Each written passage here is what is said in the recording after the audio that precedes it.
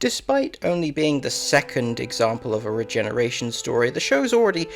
got a pretty good idea of how to make these send-offs effective.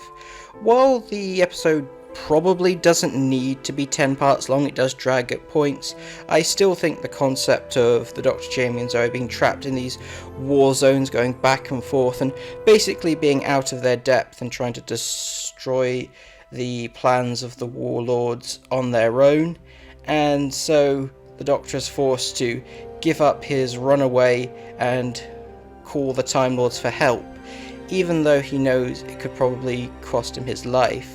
It really shows the selflessness of the Second Doctor, because in theory he could just cut his losses and leave all the people to their fate, but no, saving them is more important than his own life. I think this is a more effective example of a tragic regeneration because they show the Second Doctor as very heroic, but he still gets punished, so the tragedy of it feels more earned. I feel more sympathetic to the Second Doctor because he's essentially executed by the Time Lords, who never felt more threatening than in this story. They feel so eerie and godlike, which I don't think the show has ever been able to capture since. And as well as the Time Lords, I think the Warlords themselves are pretty effective villains, and the War Chief is an interesting parallel to the Doctor, and I can understand why people would think he is a precursor to the Master, because they do share a lot of similar elements.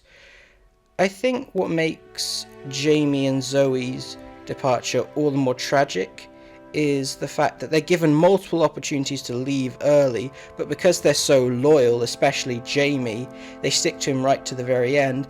and it ultimately costs their memories, which is all the more upsetting.